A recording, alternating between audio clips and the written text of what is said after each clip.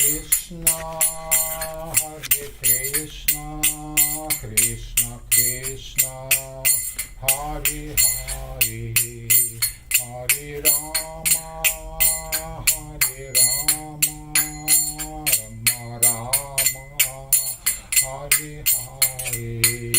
Hare Krishna, Hare Krishna, Krishna Krishna, Hare Hare, Hare Rama, Hare Rama, Rama Rama, Hare Hare. Hare Krishna, Hare Krishna, Krishna Krishna, Hare Hare, Hare Rama, Hare Rama, Rama Rama, Hare Hare. Hare Krishna, Hare Krishna, Krishna Krishna, Hare Hare, Hare Rama, Hare Rama, Rama Rama, Hare Hare. Hare Krishna, Hare Krishna, Krishna Krishna, Hare Hare, Hare Rama, Hare Rama, Rama Rama, Hare Hare. Hare Krishna, Hare Krishna, Krishna Krishna, Hare Hare, Hare Rama, Hare Rama, Rama Rama, Hare Hare. Hare Krishna, Hare Krishna, Krishna Krishna, Hare Hare, Hare Rama, Hare Rama, Rama Rama, Hare Hare. Hare Krishna, Hare Krishna, Krishna Krishna, Hare Hare, Hare Rama, Hare Rama, Rama Rama,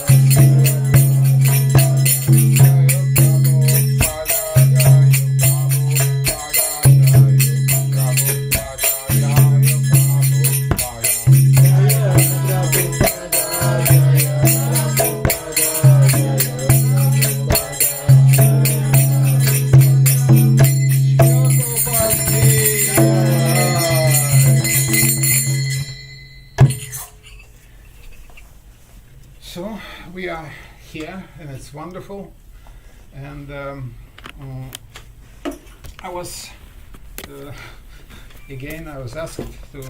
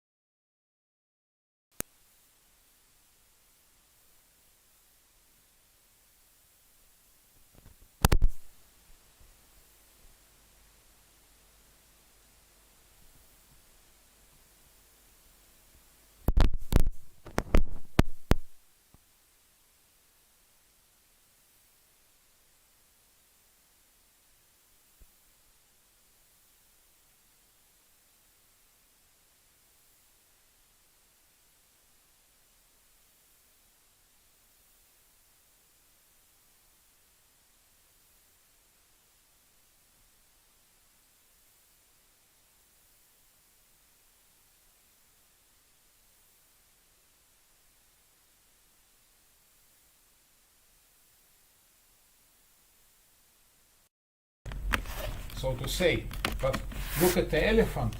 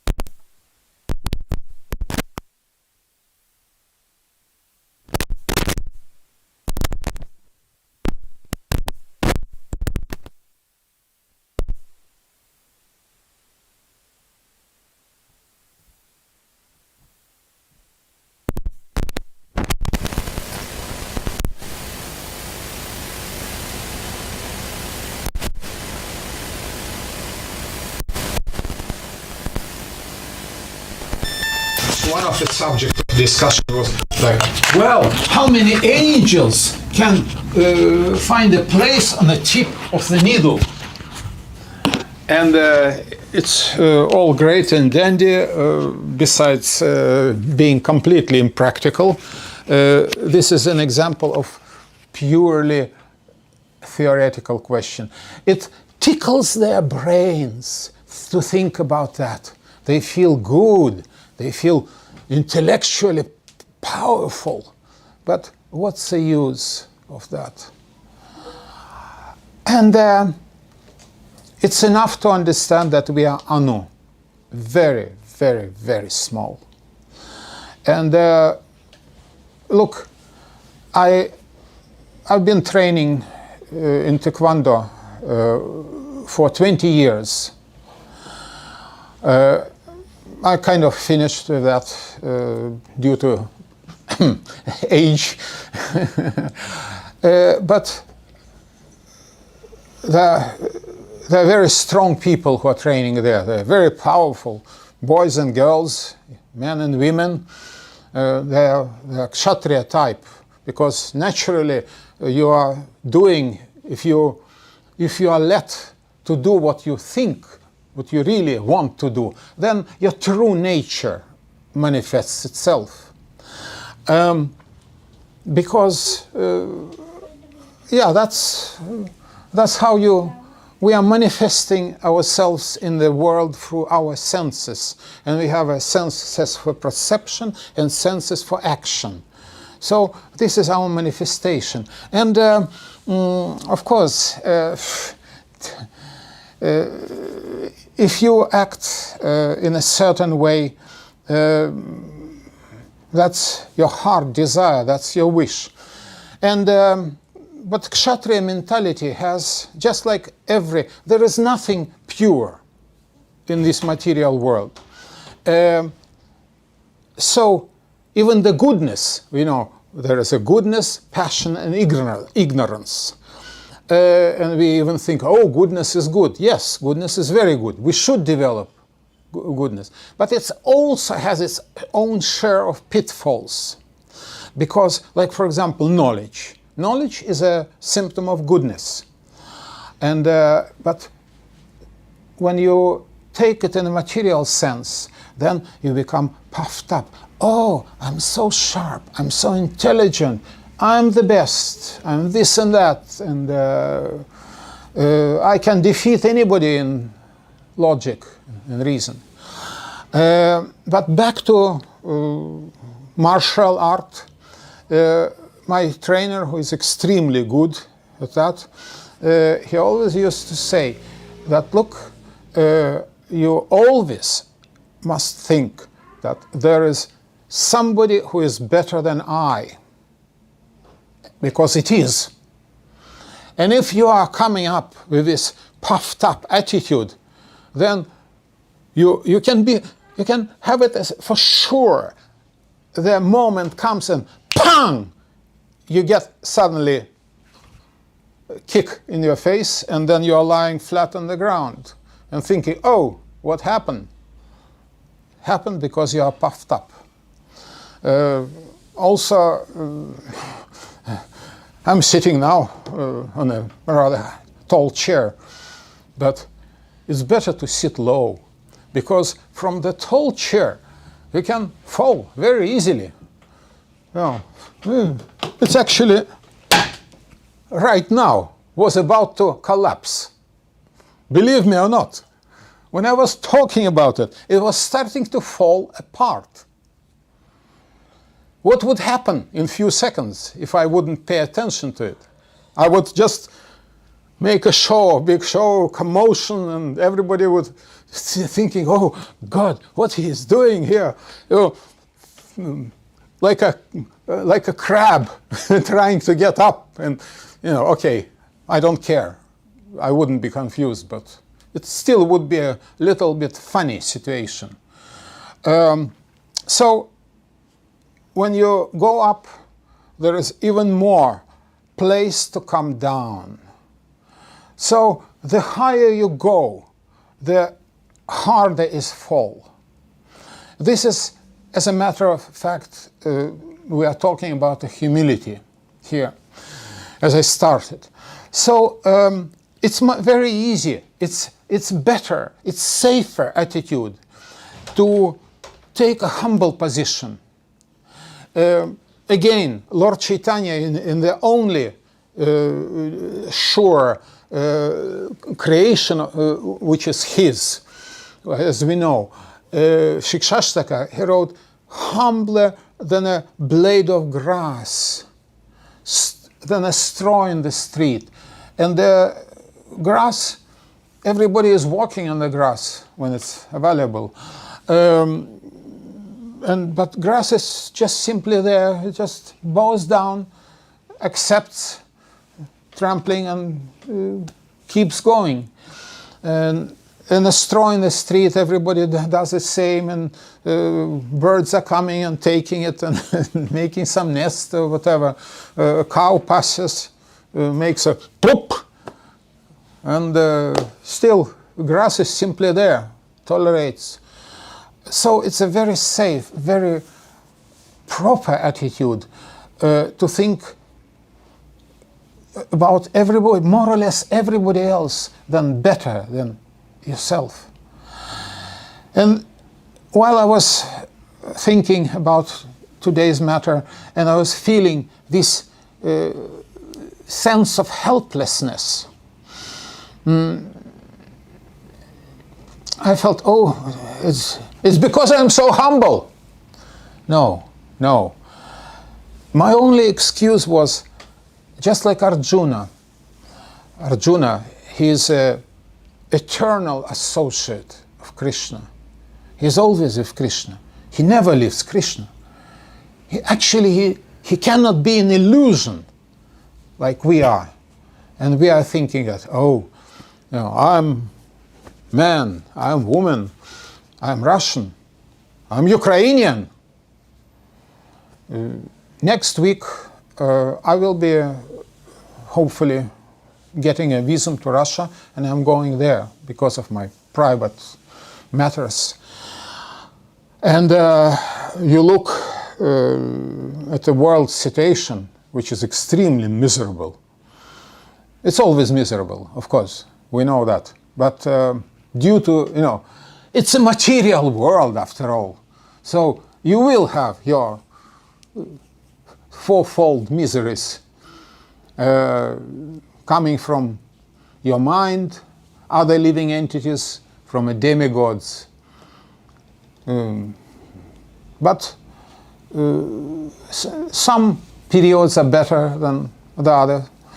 And of course, when you have a Satya Yuga, it's still a material world, but it's under the Sattva Guna. People are living 100,000 years. Imagine, 100,000 years, healthy and happy, very intelligent. We cannot even imagine how those people were intelligent compared to us. Goodness, I do not have a bad memory. Hope so, and hope keep. But I'm forgetting things. Oh, I have not done this. I have not done that. I should have done this. That's Kali Yuga mentality. Sometimes archaeologists, they say that, people in the old times, they were just wild people. They were just hunting animals and banging each other with clubs and living in the caves. Of course they were. Just like we have even at the present day and age in India, on the very, very south of India, in the Indian Ocean, there is a chain of islands, Andaman Islands, and it's totally protected by Indian government, which is very wise. Nobody is allowed to go there explicitly. And there are people living there, that at that very moment we are sitting here, they are living the original, authentic, primitive life. They have bows and spears, and they hunt some animals, or maybe each other. and a very aggressive, I guess for good reason, towards people from outside. But the Indian government, I'm quite amazed, in fact. There are so many good things the Indian government is doing.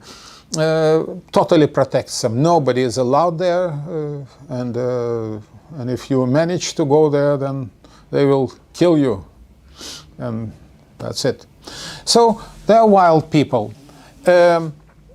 So archaeologists are saying that in the older times, people were all like that, which is nothing farther from the truth. Because, like they say, the original way of writing came maybe 5,000 years ago. Just about when Krishna left the planet. But look, his explanation is extremely simple, because the process of transmitting knowledge was totally different. People were intelligent at that time. Because if now we have books, we have, holy scriptures, but we have a lot of technical books. We have a fictional literature and a lot of, manuals, this and that. And we have to study them. And you study and you cram some information in your brain, and then you forget something, and then you add more, like that. You're always forgetting something. But in the previous time, even 5,000 years ago, it was enough to hear.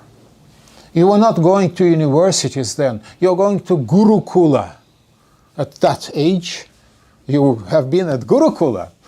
And what is Gurukula? It's you normally were Brahminical couple, husband and wife, who lived in a village, and their main task was to teach the children. Of course, according to their capacity, to their understanding, ability to understand. So they were doing this job. And imagine whatever knowledge was given to these young children were always, forever with them. If you want to study medicine, you go to the great doctor, you, according to the proper standard, you pay obeisances. Tadvidhi pranipatina pariprashnana sevaya. Pariprashna. Prashna is question. You ask a question. Upadekshanti, upadekshati. That come to lotus feet. Tegyanam. Tegyanam. He will give you knowledge, if he is pleased with you. So that was a process. When you obtain this knowledge, you do a seva. It's a very important moment. You do a service. You always serve. Be thankful to your preceptor, spiritual as well as material. And then at a certain point he will let you off and practice on your own the art which was taught. So the quality was completely different. Vedas, even now we have a problem to comprehend or memorize, or to speak of memorize them. Previously, the Brahminical disciples came to their preceptors, studied them, and they become Trivedi, studied first three Vedas, then Chaturvedi, 4 Vedas, and then they were considered to be fit enough. But back to the material world, back to the humility. As I said, it's good to keep a low stance, a low position. And we see, even in our tradition, in our sampradaya, there are many absolutely fantastically elevated people who are extremely, but extremely humble. We take, for example, Madhavendra Puri. He was so great. He was even accepted as spiritual master of Advaita Acharya. But he was so humble that he was trying to stay as much as possible in the forest. When he was visiting the temple, he was trying to wait until a lot of people are coming. So he was just mixing in.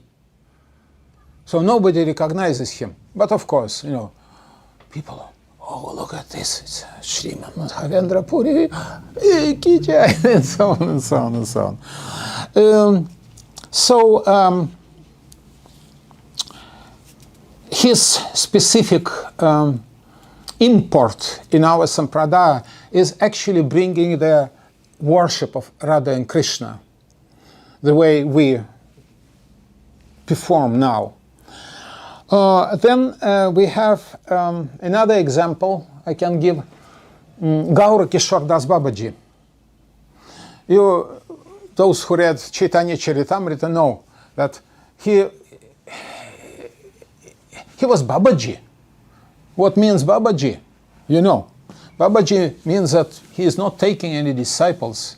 He's just doing his own worship. He is taking care of his spiritual advancement. And well, although he was a Babaji, you know, also he had one disciple, only one. Bhaktisiddhanta Saraswati Thakur. And that was under very, very critical circumstances he accepted. Because Bhaktivinoda Thakur, seminal father, he didn't feel, for whatever reason, that he is a preceptor of his illustrious son. So he said, you go to this Gaura Kishore Das Babaji and you beg him to become your guru. And well, to that I should add that he was illiterate, Gaura Kishore Das Babaji. Strictly speaking, he couldn't read. But he knew Krishna. Anyway, so young Bhaktisiddhanta Saraswati comes. Yes, Gaura Kishore. Babaji, I would like to ask you for permission. Would you like to accept me as your disciple? And Gaura Kishore Babaji just simply laughs. Oh, come on, look, I'm illiterate. And at that time, Bhaktisiddhanta Saraswati was already very eminent scholar, not only in a way of bhakti. He was an astronomer, an astrologer. He wrote Surya Siddhanta, the mathematical treatise on astronomy. So he was very well known. And imagine such a young boy comes, you know, to this person. And of course, Gaura Kishore says, look, this is completely ridiculous. You are making a laughing stock. People just will laugh. And go away. So he comes back. Bhaktivinoda Thakur says, well, he refuses. And Bhaktivinoda Thakur got angry. Don't come. Don't ever show your face in front of me if you will not become his disciple. Something like that. Of course, I have not been present, so I do not know exact words, but that's meaning. Very much bereaved, Bhaktisiddhanta Saraswati walks back and said, look, my father ordered me that I should become your disciple, and you refused to take me as your disciple. So this is my last chance, because if if you will not accept me, then I will just simply throw myself from the bridge and drown, because I cannot disobey the order of my father. And then, as an exception, but he was accepted. Okay then. But of course, it's such a wonderful instance. That very Gaurakishore Das Babaji,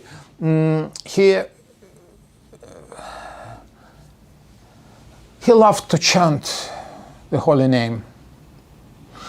And he didn't want to be disturbed, but people were coming. He was also very known, very famous, and people were coming. And like in India, there is also, I don't know now, but at all the times, it was a tradition that people were coming and asking for Ashivat, Ashivat. Ashivat means blessing. And because, I don't know now, I'm sure there are saintly people, and I'm also quite confident that now they hide even more, somewhere in the mountains, in the jungles, because they don't want to be bothered with general population who is very quickly advancing on the path of Kali Yuga. But before, there were many more holy people just simply walking around. And actually they were doing that to a large degree, because in this way they were giving mercy by giving opportunity for seva, the same thing. And they were also giving mercy directly. Somebody comes, in that sense, I will tell a little story about Srila Prabhupada. Once Srila Prabhupada was traveling in India, taking a train, and they took a compartment, and there was Srila Prabhupada and his disciples, of course, around, and everything was going smoothly. Then some Indian gentleman comes, limping, one leg is not working. And then he approaches Srila Prabhupada and starts to speak with him in Hindi, which disciples Srila Prabhupada didn't understand. They were Americans there. And then it was kind of warming up discussion, and then at a certain point Srila Prabhupada shifted to English and said, no. This man was asking Ashivat, Ashivat many times. And at a certain point, Srila Prabhupada shifts to English and says, no Ashivat for you, but I will teach you, I will give you a holy name. And the man paid obeisances, though, and left. But left dissatisfied, because he wanted Ashivat, he wanted a blessing. He had a problem with a leg, with physical body. So he saw the saint. He approached the saint and asked for Ashivat, Maharaj, Ashivat. And he was very disturbed that he could have been cured. But Srila Prabhupada saw at the core, he saw that, well, look, this body, it will go bad in any case. Of course, it's certain help. I'm not saying that medicine is totally useless. No, it's not. But it's like should we say, there is a boat with so many holes in it, in the shroud, and you can take a big scoop and start to throw away water, and you can take some wood pieces or some cloth and start to plug the holes, and in a certain sense it's it will extend the span of your travel, but this boat will sink in any case. So this is our material body. Like in Bhagavad Gita it said, yantra rudhani mayaya, Krishna says about the body. Yantra is a vehicle. I took this simile of the boat right now, but while there is mentioned vehicle, but it doesn't matter. It's something which is, coming to birth, grows, like all these nice children are growing, and it's wonderful. Then we are coming to the middle age. We are strong, we are intelligent, we are doing so many things in this material world.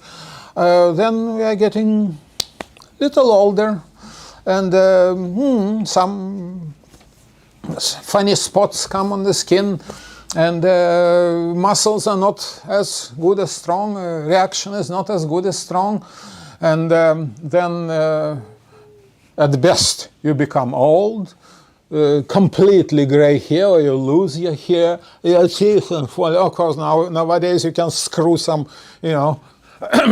artificial teeth in, and that works a little bit, but that's again the plugging the holes, and then everything starts to break. Hands are, you're becoming weak, you get disease from anything or without a reason, for a reason. And then, of course, one day, that's it. It's a lump of flesh and nothing more. And yeah, anyway, and the happy hairs at best will burn the lump of flesh. At worst, they will bury you, what is left of you. So, yeah, that's very optimistic, isn't it? This is because you think that you are this body. This is a main problem of the present day and age. I, it's me, I am who I am. Of course I am this body. Oh, my house, my wife, my everything, my car. You will have an accident, somebody has an accident, a car, scratched somebody else's car. Oh, you hit me! Come on, you hit the car, a vehicle, which mostly can be repaired even. Body also can be repaired, but so you see the power of material world. Mahamaya is working. She's so powerful.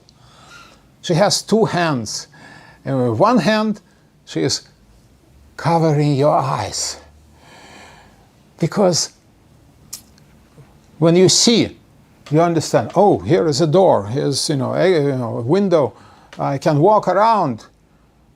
You are in some sort of a control. So first she blinds you, and then with other hand she pushes you, and then you fly, bam, flat on your face.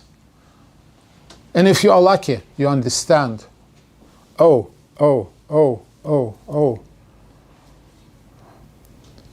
Yeah, we all will die. That's optimistic. And I don't know if it's good or bad. Some will die in old age, but not everybody. I had a relationship, 12 or 13 years. A very nice lady. We were a little bit slowly moving towards each other, and finally we made a decision that she will come to Sweden. She lived in the Netherlands. So you saw her once. And then just I was asked to give a lecture, and we were on Skype, and she was kind of, that was like 4 months before we planned for moving together, we found time, we arranged for the moving company, we reserved the money for moving, and then that Sunday, she had a big library, so she said, oh, I don't want all the books, because, I mean, like everybody who is having a good library, you have some good books, very good books, some books which are okay, and some books which you just have them. So she said, no, I want to sort through my library, and but she didn't feel good. She didn't feel well. She was kind of clinging to me. Oh, don't switch Skype off. I normally don't like it because I think I want to concentrate. I wanted to read and make notes, and she was just, okay. So I was just lying on bed and put all the books around and making notes, and oh, it's 2:30. I said, sorry, now I have to go, and we said goodbye to each other. I'm coming back from the program 6:30, say 6:30, and there she sits there in front of the computer and just completely out of touch with reality. I'm starting to scream, Christina, Christina. No contact. She doesn't hear me. She doesn't see me. And then finally, Christina, do you hear me? And then the consciousness comes back for a second, and she answered yes. And then she fell on his side. She was 60 years old and 2 months. Exactly on her birthday, she left the body. So, I mean, nice, strong lady. She was very much into the training, into physical activity. She was so full of wit, very intelligent, very much concerning about the physical health. She was training. Whenever I was coming to the Netherlands, she was always arranging for me to train at her gym for a discounted price. And she was loved by most everybody. And yeah, just like that, pam. And yeah, of course, I missed her greatly and felt very sorry about it. But looking on the other hand, she got prasadam. That alone actually guarantees you that you will get a human birth. She did some appreciation of Krishna. She had Bhagavad Gita. She read it a little bit. To tell the truth, she was a little bit more into the Mayavada line of thinking. So the idea that God is a person was very difficult for her. But nevertheless, there was some appreciation. And so, yes, it's a sorrow fact, but in a sense it's a blessing, because you all know, you go to the hospital and you see so many people are in different stages of disarray. This falls apart, that falls apart, and oh, this misery, that misery. And people can live, still be alive, and they're slowly dying through great troubles. So, in a certain sense, yeah, it's better to go like that. But anyhow, so this is a point. This is a point when we associate our ego, our personality with material body. That's what happens. Because body dies, then, oh, I will not be there. Oh, not in this body, definitely. So, the right attitude, what can we do? Yes, yeah, everybody should take care of their body. You should eat good. You should have some recreation, breathe the fresh air, move a lot. This is our duty. It's we got this body from your parents, but actually we got it by the providence of the demigods who arranged that we were getting this birth in this family and this and that. Because their hands, they are acting representatives of the Supreme Personality of Godhead, Sri Krishna. So we should care about our bodies. It's not like you neglect. Yeah, if you are a great saint, then who cares?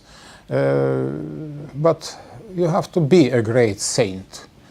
And nowadays, there are very few and far between. So what we should care about is our condition of our soul. Because you cannot take your family when you are leaving this body and this planet too. You cannot have your house with you. You cannot have your money with you. The only thing which you take with you when you leave the body is blessings of devotees and whatever service you have done. And Krishna said in many occasions that who says that he is my devotee, he is not my devotee. But who is acting as a devotee of my devotee, he is my devotee. It's like a next step. So when you see somebody doing devotional service, this person is worth any respect. And not only out of the, how to say, your movement of your heart you should do that. Even if nothing else, for your own best spiritual well-being. I often used to joke that the best egoist should be the biggest altruist. Because if you are egoist, you don't care about others. Yeah? You just care, you think you care about yourself. Oh, it's only for me. But then people around will notice that. People around will say, hey, look, this guy is a creep. He will not share anything. He will not do anything for others. So when the moment comes, at best they will leave you. But at worst, they will kick you. And there are many more people around you than you have hands to defend yourself. So, and if you are acting nicely with others, children, you hear me? If you're acting nicely with others, if you help, seva, serve others, make your brother, your sister's life better, what to speak of your father and your mother, you are helping your father and your mother. Of course, you help other people. You can. If you see somebody trying to lift something heavy, come and help. If you have money and you see somebody is in need, help. There are so many ways you can help. So that means altruism. And that means that people around you will be favorably disposed to you. They will pay back with the same. So if you are the biggest egoist, you should be a biggest altruist. And what is the best? Yes, we should, as I said, help physically, help financially, help by listening to your somebody's other's bereavements, and try to help too. But the main help is to bring a spiritual consciousness, bring Krishna consciousness to others. This is a best thing one can do for others and for yourself, because in this way Krishna dwelling in your heart. Imagine Krishna. You think Krishna is somewhere in Goloka Vrindavan and that's it? Yeah, well, Krishna, to start, Krishna is everywhere because he is God. God is everywhere. Like Hiranyakashipu experienced it directly. So Krishna is everywhere, and especially in the form of Paramatma, he is in your heart. So you think, oh, I'm alone, let me do something nasty. Yeah? You think, oh, nobody sees it. Yeah, no material people. Or birds can see you. Monkeys in India can see you. That's another thing. But that doesn't matter, really. Even if there is nobody around, and only you physically there, still, you are actually never alone. Never alone. Because Paramatma, the Supreme Soul, is always with you. He never leaves you. Your parents will leave you. Occasionally people get divorced. I was divorced twice. I got even my own joke about it. It's only first 10 divorces you suffer. Then you get used to. Anyway, no, it's not. It's a sad joke. But the point is that, yeah, as we discussed, we are temporary. We are perishable. We will leave each other in one way or another. Children, wonderful. I love my children, all of them. But they are taking care of their own affairs. More and more, they grow up, they have their things. And it's normal, it's wonderful. So, but the point is that still they sort of leave me. But this spiritual advancement is always with you. As I said, and it's always worth to remember, whatever you do is a matter of service. Devotional service will be remaining always, ever with you. And at the time of death, if you manage to remember Krishna, then you are guaranteed. Srila Prabhupada said that we have all the facilities to go back to Godhead. Back home, back to Godhead. It's a wonderful perspective. And I think that's the only, the system of belief which exists in the present day and age. I was born in an atheistic country, but still based on Christianity. And I was always confused about this. If God is all good, according to Christian belief, then if you are a sinner, you go and suffer in hell forever. And if you are good, then you go to heaven. Well, I was always astonished. Look, how it's possible if God is good? Why He can condemn anybody to suffer forever? Something doesn't jive.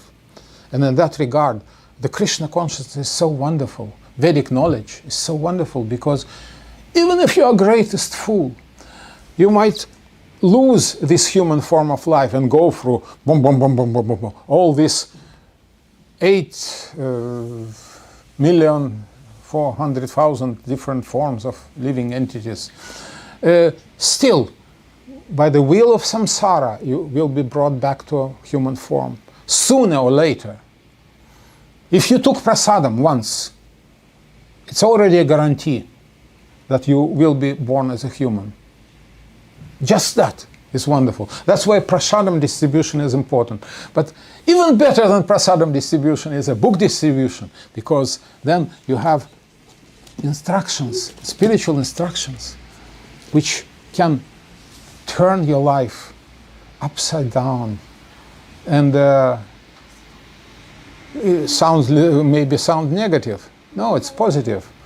Because the material world, its material world is upside down.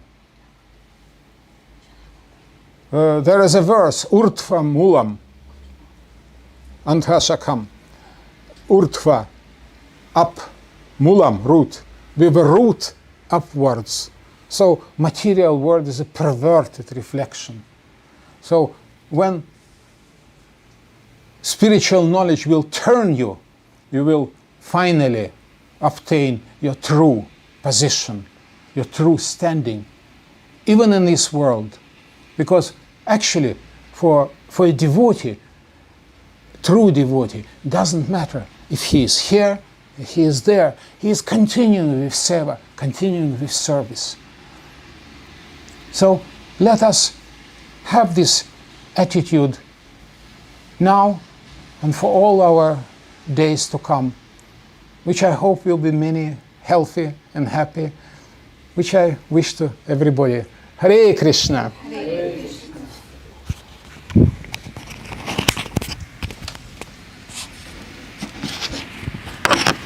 It became something.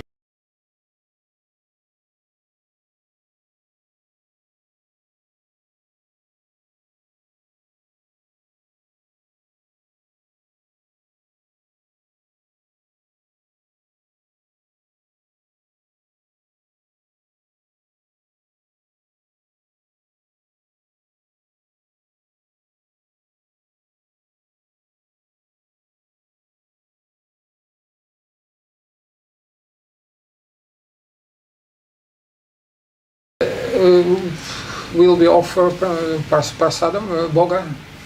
What is Puja first, after Boga. Puja? How it is? Yeah. Do we have arati plate? Yeah. Okay, so we do an arati now. Puja and then... Yeah. Okay. So.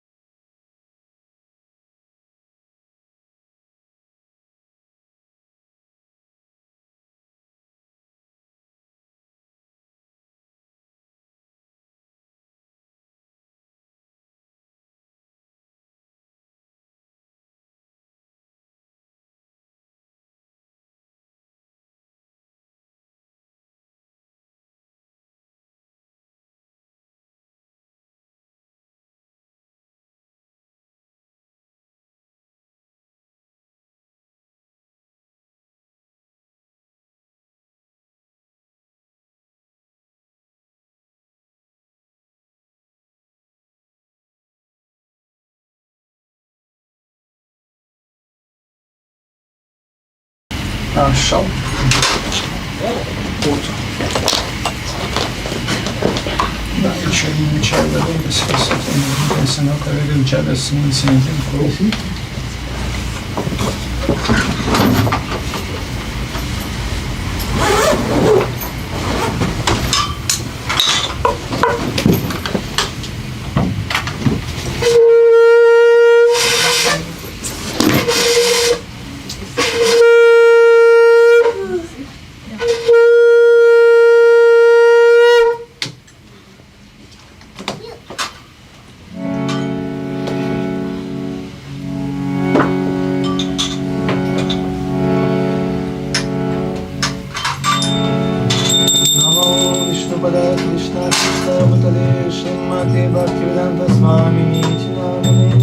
Namaste Saraswati Devi Gauravani Pracharine Nirvishesha Shunyavadi Pashtya Deshategne Jai Shri Krishna Chaitanya Prabhu Nityananda Shri Advaita Gadadhara Shivasadi Gaura Bhaktavinda Jai Shri Krishna Chaitanya Prabhu Nityananda Shri Advaita Gadadhara Shivasadi Gaura Bhaktavinda Jai Shri Krishna Chaitanya Prabhu Nityananda Shri Advaita Gadadhara Shivasadi Gaura Bhaktavinda Hare Krishna Hare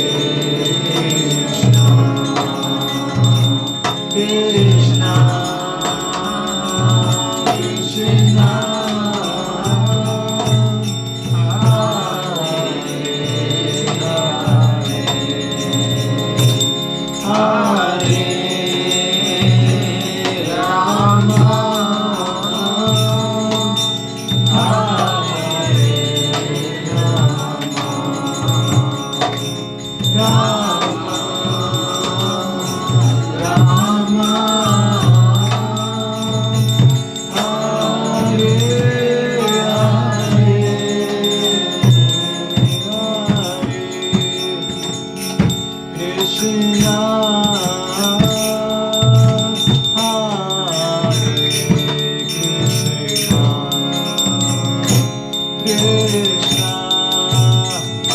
Krishna, Hare Hare, Hare Rama, Hare Rama.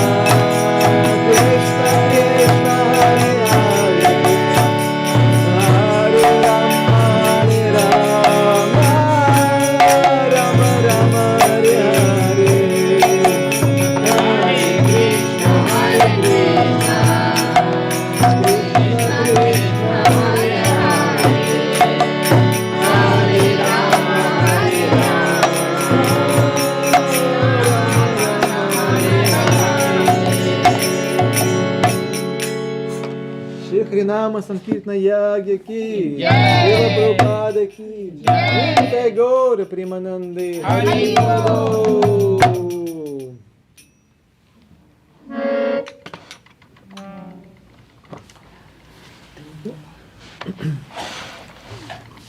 Started down, then Bishop Dorarti.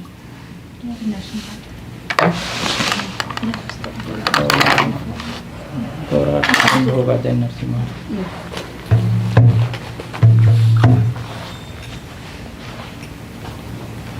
We should stand up, Prabhu.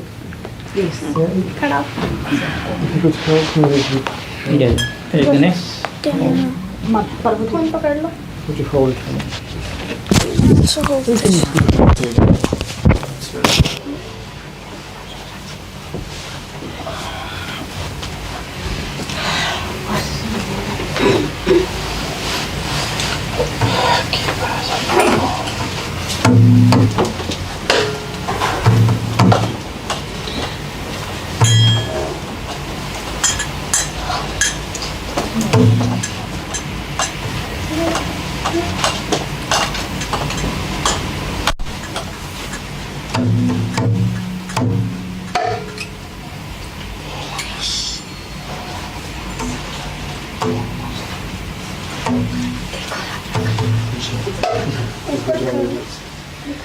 Ki bajayo jayo gaura chandir arati koshoba.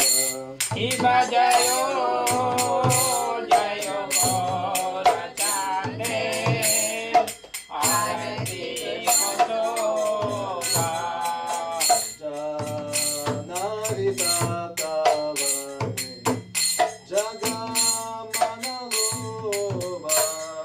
jana bitata bane jaga manaloba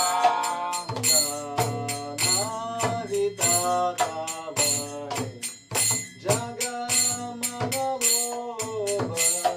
jana bitata bane jaga manaloba Gaurangira rotik shobha jaga janamana loba. Gaurange arati soba jaga janamana loba Gaurangira rotik shobha jaga janamana loba. Gaurange arati soba jaga janamana loba Hari Bol, Nitai Gaura Hari Bol. Nita Gaura Hari Bol Hari Bol Hari Bol Nita Gaura Hari Bol Dakini Nitai Chand, Bebe Gadadhara. Dakine Nitai Chan Swami Gadadhara Nikate Advaita Shrini, Vasa Chakradhara. Nikate Advaita Krini Vasa Chakradhara Bashirachi Gauracham, Ramsanadhare. Embasi Asi Gaura Chan Ratna Sihasane Arati Gurena Brahma, Adi Devagane. Arati Korena Brahma Adi Devagane Dara Hari Adi Gauri.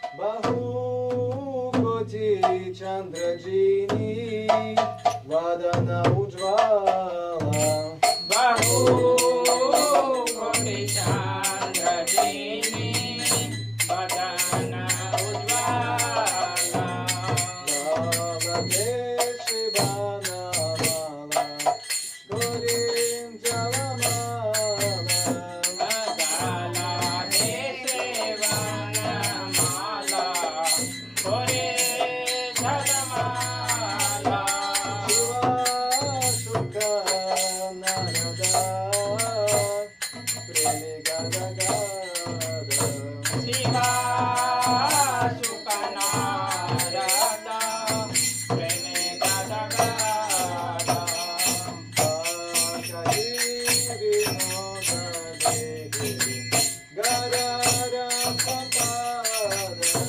Avakasi Vinoda Dekhe Gaurare Sapada Shiva Jayo Jayo Gaura Chande Harati Kosoba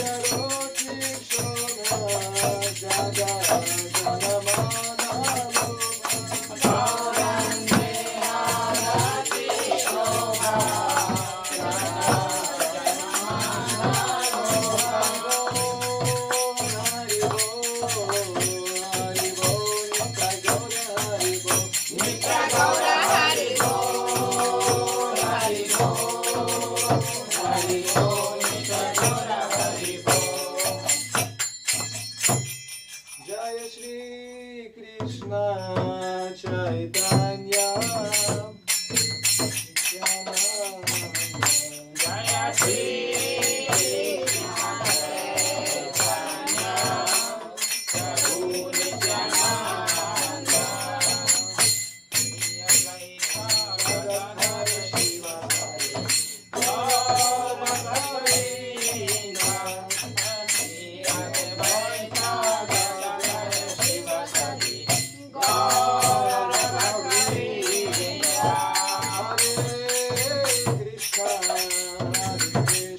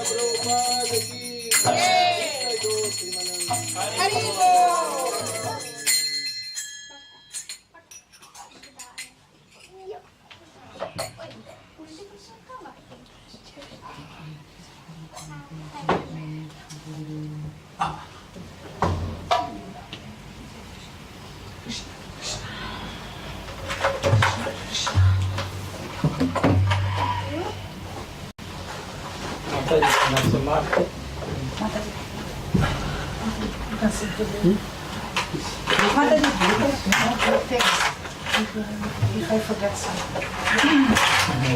We will help you.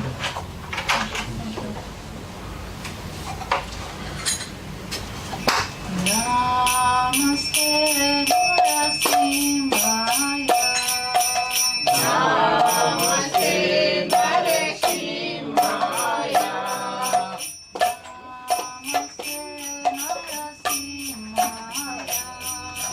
Namaste Narasimhaya. Namaste Narasimhaya.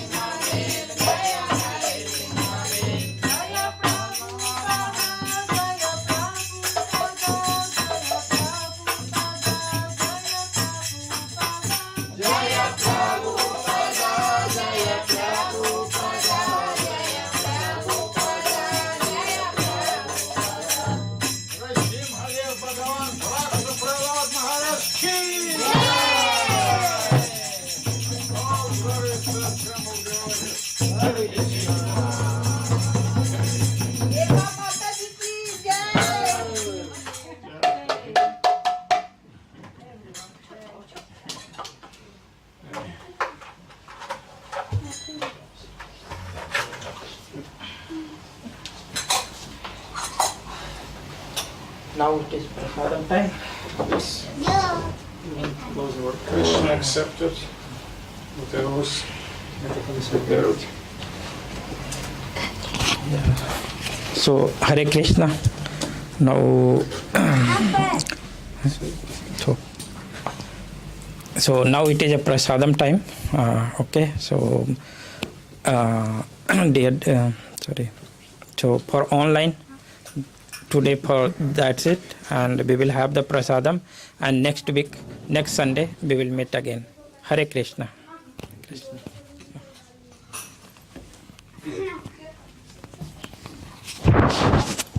And those who didn't come to